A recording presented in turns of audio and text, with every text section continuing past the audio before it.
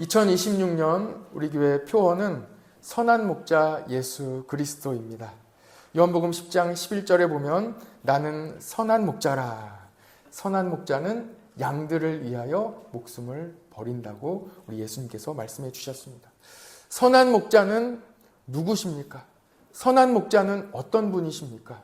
선한 목자는 양들을 위하여 목숨을 버리시는 분이 선한 목자고 그분이 바로 예수 그리스도이십니다. 선한 목자는 양들을 살리기 위하여 목숨을 버립니다. 예수님께서 우리를 살리시기 위하여 십자가에서 고난을 다 받으시고 희생당하셨습니다.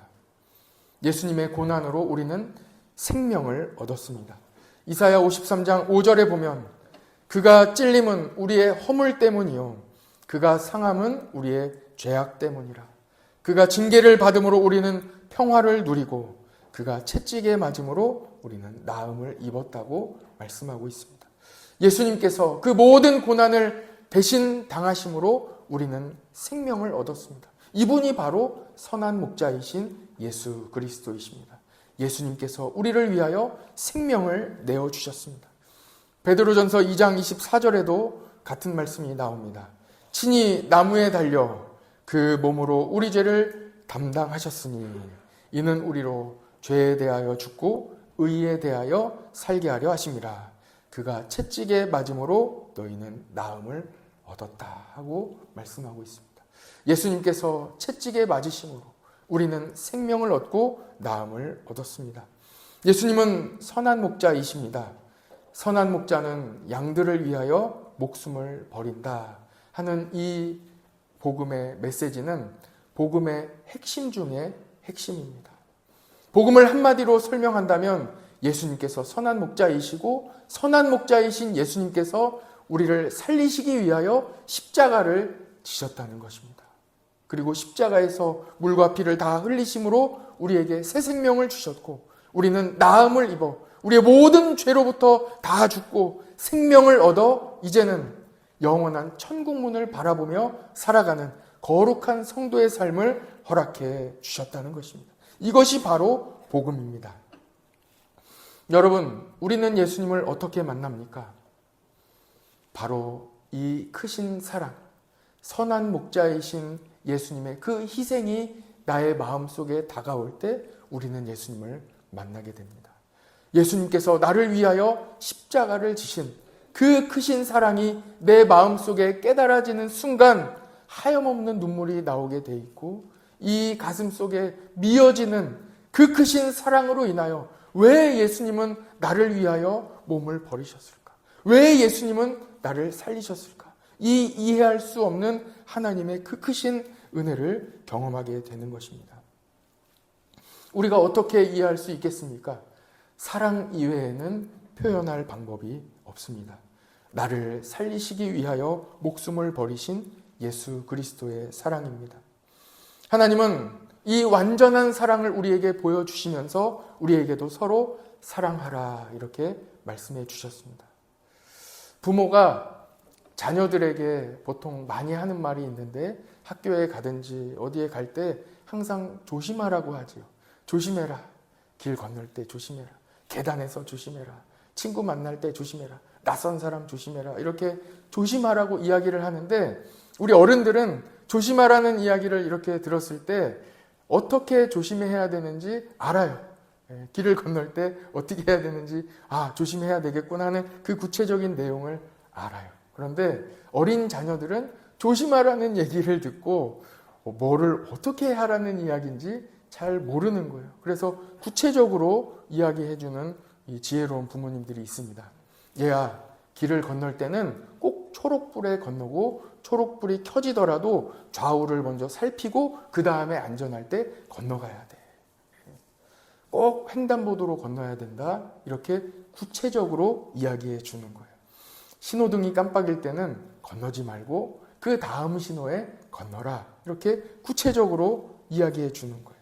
이렇게 구체적으로 이야기해 주면 무엇을 어떻게 조심해야 되는지 잘 알 수 있습니다. 하나님께서도 우리에게 서로 사랑해라 하고 말씀해 주시면서 도대체 우리가 어떻게 사랑해야 되는지 구체적으로 말씀해 주시는 거예요. 오늘 에베소서 4장 32절의 말씀을 같이 한번 보겠습니다. 앞에 보시고 같이 한번 읽어볼까요? 시작.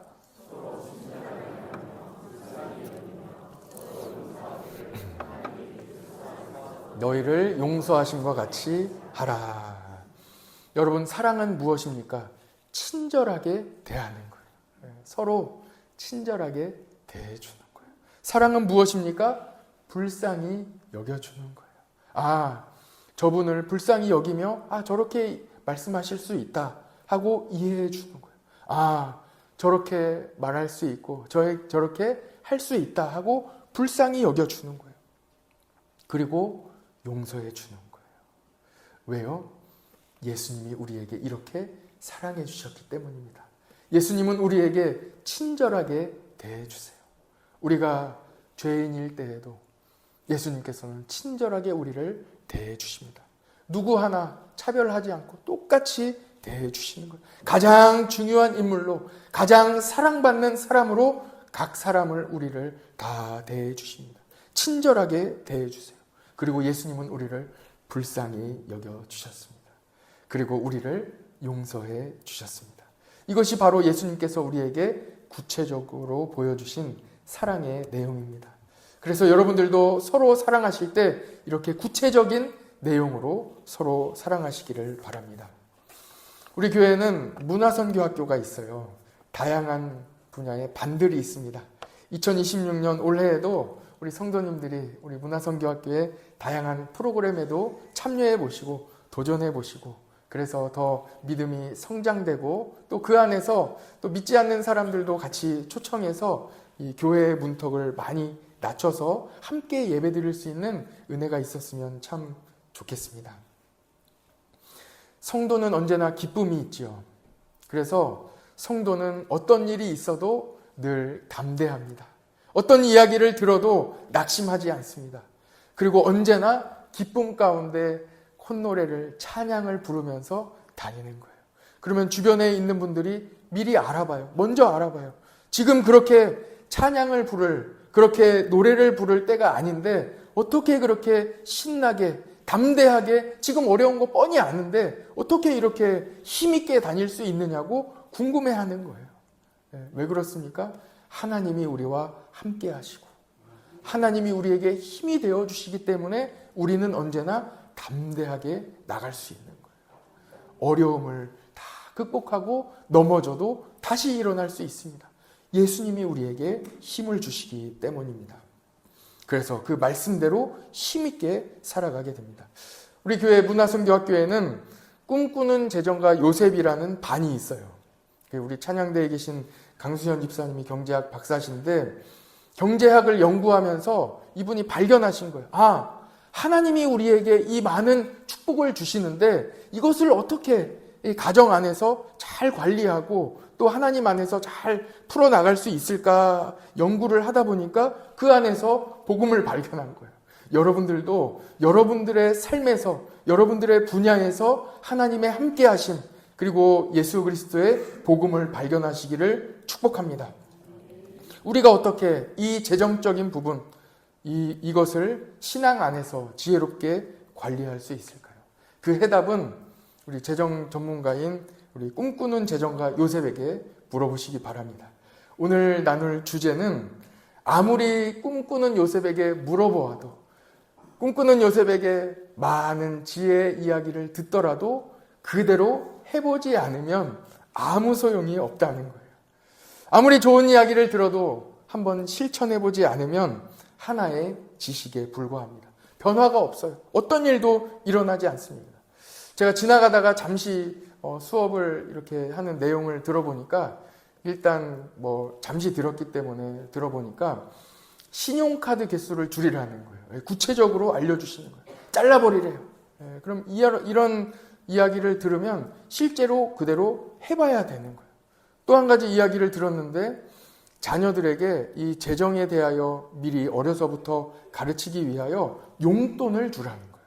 용돈을 주고 그 용돈을 어떻게 책정하는지 다 이렇게 알려주시면서 용돈을 주고 자녀가 스스로 그 안에서 헌금도 하고 저축도 하고 또 간식도 사 먹을 수 있도록 돈을 사용할 수 있는 교육을 하라는 거예요. 어리면 어릴수록 더 교육하기에 좋다는 것입니다. 나이가 들어 중고등학교 학생들에게 용돈을 주고 너 이렇게 해야 돼 라고 이야기하면 참 어려워요. 하기가 어려워요. 그래도 해봐야 되는 거예요. 도전해봐야, 과정이 불편하고 힘들더라도 도전해봐야 효과가 있습니다. 배운 대로 해봐야 되는 거예요. 지난 연말에 건강검진들 다 잘 받으셨는지 모르겠습니다. 건강검진 받으면 한두 개 경고등이 들어와 있습니다. 물론 모든 파란불이 들어와 있는 분들도 있겠지만 한두 개 경고등이 깜빡깜빡 이렇게 들어와 있는 경우들이 많이 있어요. 그래서 이제 건강검진을 받고 저에게 또 카톡이나 문자로 연락 주셔서 목사님 기도해 주세요 이렇게 기도 부탁을 하시는 분들도 많이 있습니다. 경고등이 켜지면 의사 선생님이 불러서 이야기를 해주세요. 이 경고등을 끄기 위해서는 생활 습관을, 식습관을 바꾸셔야 합니다. 구체적으로 어떻게 밥을 먹고 있고 어떻게 생활하고 있는지를 물어보세요. 그래서 이렇게 하고 있다고 하면 빈속에는 커피를 드시지 마세요. 땀 흘리는 운동을 일주일에 3번 이상은 꼭 하세요.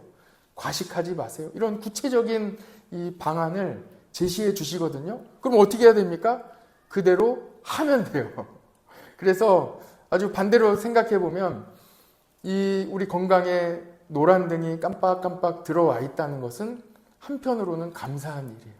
왜냐하면 우리의 생활을 건강한 습관으로 바꿀 수 있는 기회가 되기 때문입니다.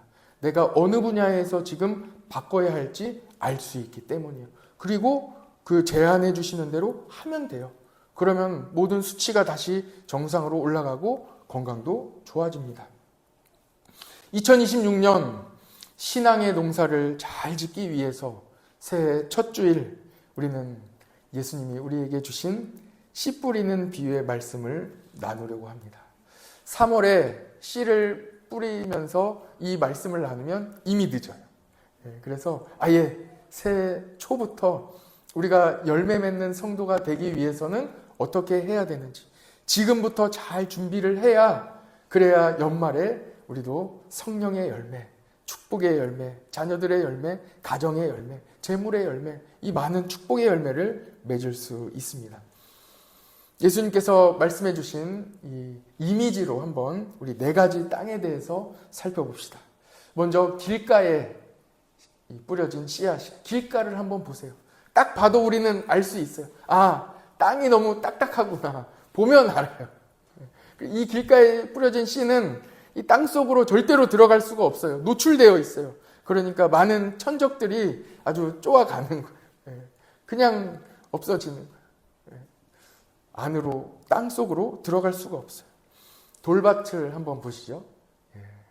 딱 보면 압니다. 여러분. 어때요? 땅도 딱딱할 뿐만 아니라 그 위에 돌까지 있어요. 그러니까 몇 개 풀이 지금 화면에도 자라고 있지만 그 이상 자랄 수가 없어요. 왜 그래요? 뿌리가 깊이 내릴 수 없기 때문입니다. 가시떨기에 또 밭도 한번 보시죠. 가시떨기에 떨어진, 마침 이 가시나무 안에 수선화가 이렇게 피어 있어요. 그런데 보세요. 수선화가 많이 자라지 못해요.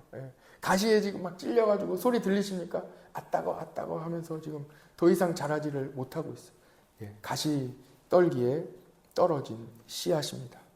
그리고 마지막으로 좋은 땅이에요. 한번 보세요. 딱 봐도 기름지죠. 그리고 손으로 이렇게 가볍게 뜰 수 있을 정도로 아주 흙이 이렇게 기름지고 푸석푸석하고 사이사이에 공간이 많이 있고 아주 좋은 기름진 땅입니다. 바로 이 땅이 우리가 가져야 할 마음입니다. 이렇게 좋은 땅에서는 열매를 맺는데 100배, 60배, 30배의 열매를 맺는다고 말씀해 주셨어요. 10배만 맺어도 상당히 많은데 100배, 60배, 30배를 맺는다는 거예요.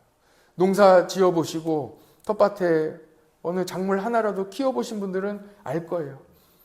적어도 100배, 60배는 나와요. 우리의 삶에도 수많은 열매가 맺히게 된다는 거예요. 그럼 우리는 어떻게 해야 이 열매를 맺을 수 있겠습니까? 우리가 예수님 안에 거하면 열매를 맺는데 많이 맺습니다. 오늘 마태복음 13장의 씨 뿌리는 비유의 말씀과 요한복음 15장 5절의 말씀은 같은 말씀이에요. 한번 화면을 보시고 같이 한번 읽어볼까요? 시작. 나는 포도나무요 너희는 가지라. 그가 내 안에 내가 그 안에 거하면 사람이 열매를 많이 맺나니 나를 떠나서는 너희가 아무것도 할 수 없습니다. 아멘. 여기서 우리는 하나님은 어떤 분이신지를 알 수 있습니다. 하나님은 우리에게 복 주시기를 원하시는 분이에요. 신명기 28장 8절에 보면 여호와께서 명령하사 내 창고와 내 손으로 하는 모든 일에 복을 내리시고 내 하나님 여호와께서 내게 주시는 땅에서 내게 복을 주실 것이라고 말씀하고 있어요. 하나님은 여러분들에게 복 주시기를 원하고 계세요. 얼마나 복을 주실지 우리의 손이 닿는 곳마다 잘 되는 축복을 주신다는 거예요.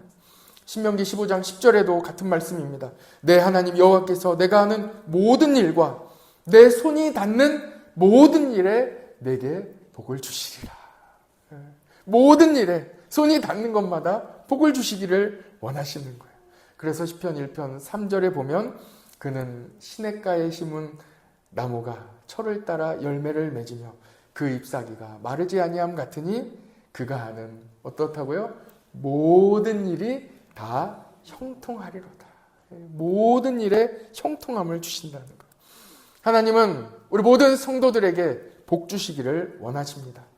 하나님께서 그 아들 예수 그리스도를 이 땅에 보내어 주심도 세상을 심판하려 하심이 아니라 도리어 우리에게 구원을 주시고 우리를 살려주시기 위하여 복 주시기 위하여 하나님께서 예수님을 보내주셨습니다. 민수기 6장 24절 26절에 보면 축복의 말씀이 나오는데 하나님은 어떤 분이신지 분명히 말씀하는 거예요. 여호와는 내게 복을 주시고 너를 지키시기를 원하며 여호와는 그의 얼굴을 내게 비추사 은혜 베푸시기를 원하며 여호와는 그 얼굴을 내게로 향하여 드사 평강 주시기를 원하노라. 하나님은 복 주시기를 원하십니다. 그렇다면 어떻게 하면 하나님이 주시는 이 수많은 복, 하나님은 복을 주시기를 원하시는데 이 복을 우리가 어떻게 받을 수 있고 열매를 어떻게 맺을 수 있겠습니까? 그 비결이 오늘 본문에 나옵니다. 마태복음 13장 23절에 보시면 앞에 한번 화면을 보시고 또 성경을 보시고 같이 한번 읽어볼까요? 시작. 좋은 땅에 뿌려졌다는 것은 말씀을 듣고 깨닫는 자니 결실하여 어떤 것은 100배, 어떤 것은 60배, 어떤 것은 30배가 되느니라. 아멘. 여러분, 좋은 땅을 가져야 되는데 이 좋은 땅이 무엇인지 예수님께서 직접 말씀해 주시는 거 다 설명해 주셨어요. 좋은 땅은 무엇입니까? 말씀을 듣고 그 들은 말씀을 깨닫는 사람이에요. 보통 이 농사를 짓지 않아 본 사람, 그리고 우리가 보통 삶에서 이 직장 생활을 하며 가정에서 살아가시는 분들은 많은 경우 이 부분에서 실수하는 거예요. 열매를 맺기 위해서 무조건 씨부터 뿌리는 거예요. 어디든 막 씨를 뿌리려고 해요. 그러나 농사를 지은 분들은 어떻게 합니까? 밭을 준비하는 거예요. 농사를 늘 짓던 땅도 다시 농사를 씨를 뿌리기 위해서는 그 밭을 다시 돌을 골라내고 다시 밑에서부터 갈아엎어서 그 땅을 기름지고 부드럽게 그리고 공기가 잘 통하도록 만들어주는 거예요. 거름도 주고 비료도 주면서 기름진 땅으로 땅을 먼저 준비하는 것입니다. 그 땅이 무엇이냐면 바로 듣는 마음이에요. 듣는 마음이 먼저 준비가 되어야 합니다. 솔로몬이 1000번제를 드리면서 하나님께 간절히 구했던 그 기도 제목도 듣는 마음이에요. 열왕기상 3장 9절에 보면 누가 주의 이 많은 백성을 재판할 수 있겠습니까? 듣는 마음을 종에게 주사 주의 백성을 재판하며 선악을 분별하게 하옵소서 하고 기도했던 것입니다. 하나님 앞에서 듣는 마음은 그 말씀이 달든지 쓰든지 나에게 주시는 말씀으로 잘 받아들이는 마음이에요. 왜 우리는 하나님의 말씀을 들어야 합니까? 들어야 믿음이 생기기 때문입니다. 로마서 10장 17절에 보면 그러므로 믿음은 들음에서 나며 들음은 그리스도의 말씀으로 말미암는다고 말씀하고 있습니다. 화면을 한번 보시죠. 식전부터 아침부터 너무 이렇게 적나라한 사진을 보여드리면 여러분들 힘드실 것 같아서 최대한 이 지렁이가 이 땅으로 들어가 있는 사진을 골라봤어요. 딱 봐도 기름지죠. 지렁이가 막 이렇게 다닐 수 있는 그런 숨구멍들이 많고 이 지렁이가 막 파고 들어갈 수 있도록 땅이 부드러운 거예요. 부드러운 마음이에요. 그러니까 이 땅에는, 기름진 땅에는 각종 벌레와 뭐 지렁이와 이런 것들이 막 많은 거예요. 그러니까 그들이 막 다니면서 땅을 더 부드럽게 만들어요. 그리고 그들이 또 배설물을 막 이렇게 배설을 하면서 그것이 또 땅에 영양분이 되는 거예요. 아주 좋은 역할을 하고 있는데 그때 바로 지렁이와 많은 벌레가 그 안에 돌아다니고 있다는 거예요. 다 받아주는 거예요. 다음 사진도 한번 보세요. 이 사진은 너무 적나라할 수 있기 때문에 이 땅강아지가 있어요. 잘 보시면 오른쪽 위쪽에 땅강아지의 꼬리 부분만 제가 이렇게 많이 잘라가지고 다 보여드리면 너무 힘드실 것 같아서 제가 이렇게 자체 조정을 했습니다. 부드러운 땅이에요. 보세요. 딱 봐도 구멍들이 많고 막 부들부들 하잖아요. 우리에게는 좋은 땅, 그것은 바로 듣는 마음이고 그리고 깨닫는 은혜입니다.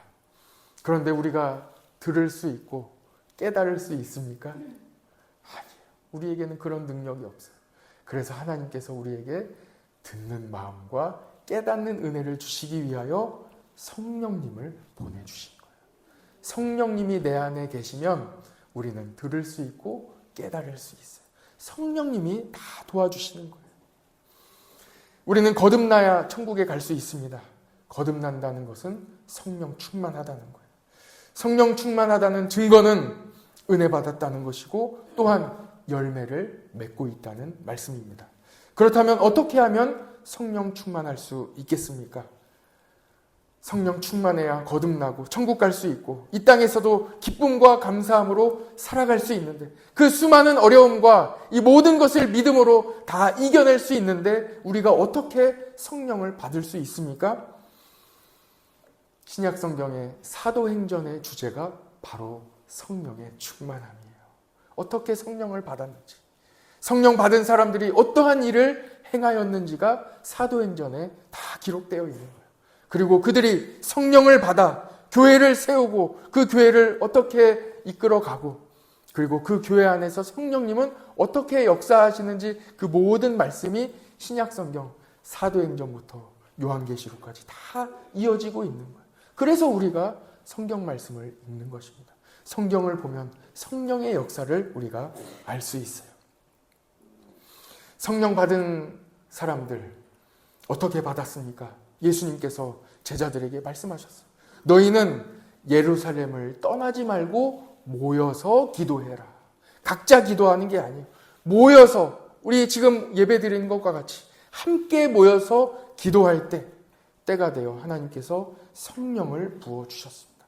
성령 받은 성도들은 어떻게 합니까? 모이기에 힘쓰고 서로 교제하고 떡을 떼며 오로지 기도하기에 힘썼다 하고 사도행전에 기록되어 있습니다. 성령을 받은 사람들이 세운 공동체가 바로 교회입니다. 예루살렘의 교회가 세워졌습니다. 그런데 불과 몇 장 지나지 않아 사도행전 8장에 가보면 예루살렘 교회에 핍박이 오는 거예요. 교인들을 향한 핍박이 마구 주어지게 됩니다. 그러니까 이 예루살렘 교회 성도들이 흩어져요. 각 지방으로 흩어지는데 유대와 사마리아와 그리고 온 땅으로 흩어졌다 이렇게 기록되어 있어요. 여러분 기억나시는 성경 말씀 있지 않습니까? 사도행전 1장 8절 말씀. 너희가 성령을 받고 권능을 받아 예루살렘과 온 유대와 사마리아와 땅끝까지 이르러 내 증인이 되리라 하셨던 그 사도행전 1장 8절의 말씀이 8장 1절에서 이루어지는 거예요.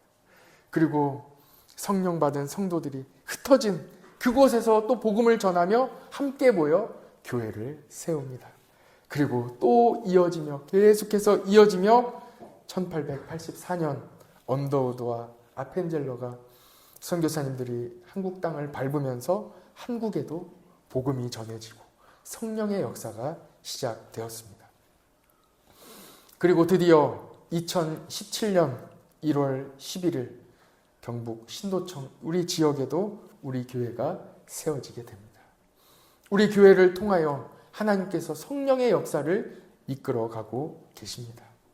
다음 주일은 우리 교회 9번째 창립기념 주일입니다. 교회는 예수 그리스도의 몸입니다.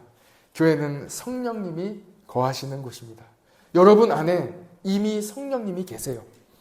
미세한 음성으로 지금도 여러분들에게 말씀해 주시고 그 음성을 듣고 여러분들이 이 자리에 온 거예요. 새벽 예배에 가야 된다. 기도해야 한다. 성경 읽어야 된다. 예배 드려야 한다. 이런 마음을 여러분들에게 끊임없이 주세요. 여러분들의 마음속에 속삭이시는 성령님의 이 음성을 듣고 그대로 행하시기를 바랍니다. 지금까지 드린 말씀을 정리해 보겠습니다. 하나님은 우리에게 복 주시기를 원하세요. 2026년 하나님이 마음껏 부어주시기를 원하시는 그 축복, 열매를 맺기 위해서 우리는 좋은 땅이 되어야 합니다. 좋은 땅은 말씀을 듣고 깨닫는 거예요. 부드러운 마음으로 말씀을 듣고 깨달을 수 있도록 성령님이 도와주십니다. 성령님은 성도들이 모여 기도할 때 충만하게 임하십니다. 성령 받은 성도들이 함께 모여 예배드리는 공동체가 바로 교회입니다. 하나님은 교회를 통하여 성령의 역사를 이루어 가십니다. 이 모든 지금까지 나눈 이 모든 것들이 다 어우러져 있는 종합 선물 세트가 있어요. 그것은 바로 예배입니다. 예배 안에 다 들어가 있는 거예요. 모임과 기도와 찬양과 말씀과 듣는 것과 깨닫는 것과 그리고 흩어져서 그대로 살아가는 이 모든 것이 예배 안에 다 들어 있습니다. 성도는 예배에 목숨 걸어야 합니다. 예배를 통해 모든 일이 시작되기 때문입니다. 예배 중에 예수님을 만나고 예배 중에 성령을 체험합니다. 예배 중에 하나님의 음성을 듣습니다. 예배 중에 모든 일들이 일어납니다. 그래서 일제시대 한국전쟁 시대와 같이 교인들에 대한 대단한 핍박이 있을 때에도 성도들은 그 한 번의 예배를 드리기 위하여 목숨 걸고 예배를 드렸습니다. 지금은 그때 수많은 순교자들의 피로 우리는 편안하게 예배 드릴 수 있는 시대가 되었습니다. 이렇게 풍요로운 시대, 안전한 시대, 평화의 시대일수록 더욱 모이기에 힘쓰고 예배로 나아가야 합니다. 2026년 성도가 열매 맺기 위하여 최선을 다해야 할 과제는 바로 예배입니다. 우리 화면을 한번 보시죠. 미국 침례교회 토니 메리다 목사님이 쓴 예배, 교회로 모이라 하는 책을 소개합니다. 이 책에는 우리가 함께 교회에 모여야 할 이유를 잘 설명하고 있습니다. 주일에 함께 모여 예배하는 이유를 이 책에서는 7가지로 정리를 해놨습니다. 첫 번째, 성도의 교제예요. 함께 격려하기 위하여. 함께 모여야 격려할 수 있잖아요. 그래서 우리가 교회 공동체로 함께 모여 예배드리는 이유는 서로 격려해 주기 위함입니다. 많이 격려해 주시고 아까 나눈 말씀과 같이 서로 사랑하시기를 바랍니다. 두 번째는 함께 하나님의 말씀을 듣기 위함이에요. 개별적으로 성경 읽고 다 할 수도 있지만 함께 모여서 예배드릴 때 우리 모두에게 주어지는 나에게 주시는 말씀을 들을 수 있는 거예요. 하나님 말씀을 듣기 위해 우리는 모입니다. 그리고 세 번째는 함께 찬양하기 위함입니다. 길을 걸어갈 때에도 혼자 운전할 때도 찬양할 수 있어요. 하나님께서 영광 받아주세요. 그러나 함께 모여 우리가 찬양하는 것만큼 큰 영광은 없습니다. 그래서 우리가 모여서 찬양합니다. 네 번째는 함께 기도하기 위함입니다. 함께 모여 기도할 때에 그때 성령님이 충만하게 임했습니다. 함께 모여 기도할 때 더 큰 하나님의 은혜가 넘치게 됩니다. 함께 성례를 진행하기 위하여 모입니다. 성례는 세례와 성찬이에요. 예수님께서 너희는 이것을 행하여 나를 기념하라. 이렇게 말씀하셔서 지난 주일에도 우리가 성례를 진행하지 않았습니까? 함께 모여서 성례를 진행할 수 있습니다. 여섯 번째는 예수님을 믿지 않던 성도들이 처음 교회에 나왔을 때 함께 환대하기 위하여, 함께 환영하기 위하여 우리는 모입니다. 그래서 서로 사랑하고 떡을 떼고 나눠주고 격려하고 사랑하게 됩니다. 마지막 일곱 번째입니다. 모이기에 힘쓸 때 그 안에서 하나님께서 주신 말씀을 듣고 흩어져 그 말씀대로 살아갈 수 있는 힘을 얻게 됩니다. 그것이 바로 교회에 모이는 이유입니다. 그래서 하나님은 우리에게 교회를 만들어 주셨습니다. 예배는 변화의 시작입니다. 예수님께 붙어 있으면 반드시 변합니다. 가지가 나무에 붙어 있으면 그 가지는 자라게 되어 있어요. 그리고 잎이 나오게 되어 있어요. 잎이 자라게 되어 있어요. 가지가 나무에 붙어 있기만 하면 됩니다. 그러면 때가 되면 열매를 많이 맺습니다. 감당할 수 없는 열매를 맺는 거예요. 하나님은 흔들어 넘치는 복을 주십니다. 이 자리에도 많은 아빠들이 있는데요. 아빠들은 자녀들 주민등록번호도 제대로 잘 못 외웁니다. 기대하지 마세요. 뒷자리는 아예 기대하지도 마세요. 자녀들의 생년월일도 헷갈릴 때가 있습니다. 한 번은 제가 자녀를 데리고 병원에 갔다가 주민번호를 이걸 써야 되는데 핸드폰을 마침 집에다 놓고 온 거예요. 그래서 그 데스크에 부탁을 드려서 거기에 있는 전화기로 저희 아내에게 전화해서 핸드폰 우리 주민번호 뒷자리를 알려달라. 그래서 이제 듣고 받아 적어서 이제 제출을 했어요. 잠깐 기다리는데 다시 오래요. 번호가 아니라는 거예요. 보니까 생년월일이 틀렸어요. 그것도 착각하는 거예요. 그래서 너무나도 부끄러워서 머리를 긁적이면서 이제 간호사님께 다시 제대로 적어드렸어요. 아빠는 이렇게 잘 몰라요. 자녀들을 잘 몰라요. 너무 모른다는 이 생각을 가지고 이제 회개를 하면서 이제 진료를 마치고 집으로 돌아가려고 엘리베이터 앞에 섰어요. 그런데 엘리베이터 문이 딱 열리면서 다른 아빠가 내려요. 다른 아빠가 내리는데 저한테 물어봐요. 혹시 감기 걸렸는데 내과 가면 되나요? 이렇게 물어보는 거예요. 그래서 제가 감기에 걸리면 자녀를 데리고 이비인후과나 내과나 또는 소아청소년과에 가시면 됩니다. 그런데 위층에 있는 이비인후과는 가봤더니 문을 닫아서 내과로 가시면 되겠습니다. 하고 이렇게 안내를 드렸어요. 몰라요. 아무것도 몰라요. 그리고 저는 그분의 뒷모습을 바라보면서 자녀를 병원에 데려오는 예약하는 분임을 알게 되었습니다. 여러분, 아빠는 잘 몰라요. 그런데 아빠가 자녀를 키우는 게 아닙니다. 하나님이 다 키워주세요. 우리가 예수님을 붙드는 게 아니에요. 가지가 포도나무에 붙어 있어야 되는데 가지가 포도나무를 붙들고 있는 게 아니에요. 우리는 그럴 힘도 없고 능력도 없어요. 다만 포도나무 곁에, 우리가 예수님 곁에 서 있기만 하면 예수님이 우리를 붙잡아 주시는 거예요. 끝까지 붙잡아 주시는 거예요. 그래서 우리는 예수님 곁에만 있으면 돼요. 우리가 어떻게 하나님 말씀을 들을 수 있고 어떻게 깨달을 수 있습니까? 그 깊이 있는 말씀, 그 구원의 말씀을 어떻게 우리가 듣고 깨달을 수 있겠습니까? 우리에게는 그런 능력이 없습니다. 성령님께서 다 도와주십니다. 우리는 잘 몰라도 괜찮아요. 잘 이해되지 않아도 괜찮습니다. 예수님의 몸인 교회에만 붙어 있으면, 교회에만 있으면 성령님이 우리에게 임하시고 성령님이 다 깨닫게 하시고 은혜를 주시는 거예요. 그리고 예수님이 여러분들을 붙잡아 주시는 거예요. 그래서 교회입니다. 그러므로 교회에 나오면 열매 맺습니다.